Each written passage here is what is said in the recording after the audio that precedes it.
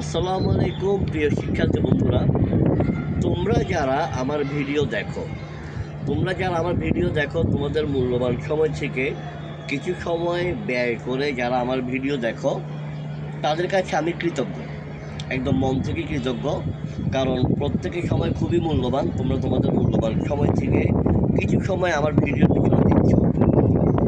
আমি math related video করছি। এর আগে ইংলিশ গ্রামার এবং ইংলিশের বিভিন্ন টপিক নিয়ে আমি অনেক ভিডিও আমার ফেসবুক আইডিতেও পাবা, আমার ইউটিউব চ্যানেলও পাবা। ম্যাথ রিলেটেড বিভিন্ন ভিডিও আমার ফেসবুক আইডিতে পাবা, আমার ইউটিউব চ্যানেলও পাবা। আবার আমি বিভিন্ন বই যে বইগুলো ওয়ার্ল্ডের বেস্ট সেলার বই হিসাবে তোমার খ্যাতি অর্জন করেছে, যে এই বইগুলো থেকে ভালো কিছু জানা যায়, ভালো কিছু শেখা যায়, এরকম কিছু বইয়ের রিভিউ আমার ফেসবুক আইডিতেও পাবা, ইউটিউব চ্যানেলও পাবা। তো যেটা মূলত বলতে চাচ্ছি যে তোমরা আমার বিভিন্ন ভিডিও দেখো, আমার ম্যাথ রিলেটেড ভিডিও দেখো, ইংলিশের ভিডিও দেখো।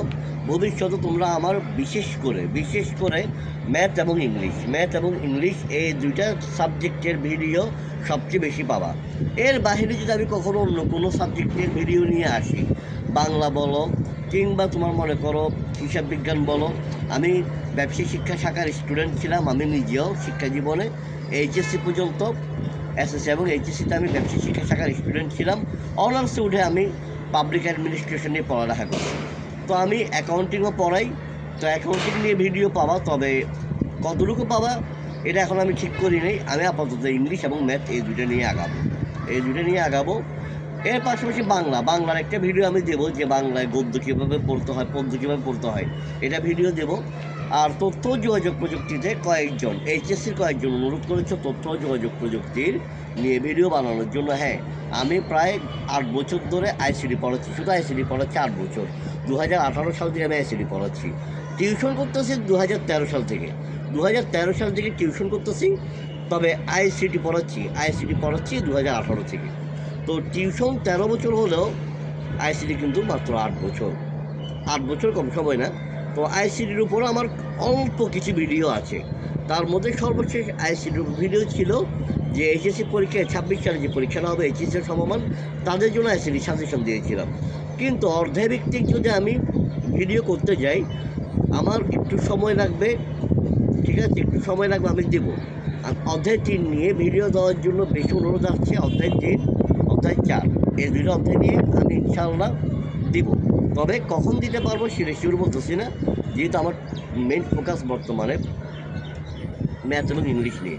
তো যেই কথাটা বলার জন্য আমি আসছি সেটা হচ্ছে, আমি যেহেতু ভিডিও তৈরি করি, বিভিন্ন টপিকে আমি আলোচনা করি, একটা টপিক নিয়ে ভিডিও বানানোর আগে আমার অনেক পরিশ্রম করতে হয়। সত্যি কথা এটা। তুমি হয়তো 2 মিনিট দেখো, 3 মিনিট দেখো, 4 মিনিট দেখো। হ্যাঁ, কিছু কিছু ভিডিও বানানোর আগে তেমন পরিশ্রম করতে হয় না, সত্যি কথা। আবার কিছু ভিডিও বানানোর আগে আমাকে অনেক বেশি পরিশ্রম করতে হয়। দেখা যায় 10-15 মিনিট একটা, যেমন আইসিডি যে সাজেশনটা আমি দিলাম, ওই সাজেশনটা বানানোর জন্য আমাকে বেশ কয়েক ঘন্টা পরিশ্রম করতে হয়েছে। বেশ কয়েক ঘন্টা বললে ভুল হবে, বেশ কয়েকদিন বলতে পারবো।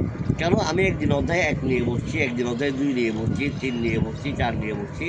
এভাবে একটা অধ্যায়ের পিছনে আমার 1.5-2 ঘন্টা সময় হয়ে যায়। 6টা অধ্যায়ের পিছনে কয়েক ঘন্টা সময় গেছে তোমরা ভালো জানো।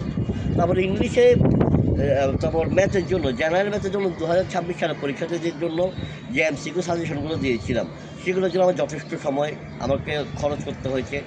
যে জেনারেল ম্যাথের যে সাজেশনটা দিয়েছিলাম, পরীক্ষার বেশ কয়েক মাস আগে আমি সাজেশন দিয়েছিলাম, পাস করার জন্য কী করবো, ভালো রেজাল্ট করার জন্য কী করবা, এগুলো দেওয়ার আগে অনেক পরিশ্রম করতে হবে। তো আমি চেষ্টা করি যেন ভুল না হয়। তারপরও মানুষ মাত্রই ভুল হয়ে যাবে, ভুল হয়ে যাবে, ভুল হওয়াটা স্বাভাবিক, কেউই ভুলের ঊর্ধ্বে না। তো আমারও মাঝে মধ্যে ভুল হয়। যেমন গতকাল একটা ভিডিওতে আমি কয়টি জায়গায় কোনটি রেখে ফেলছিলাম, যেটা আমি ক্যাপশনে স্বীকার করেছি এবং ক্ষমাও চেয়েছি। তো মাঝে মধ্যে আমার কিছু ভুল হয়ে যেতে পারে।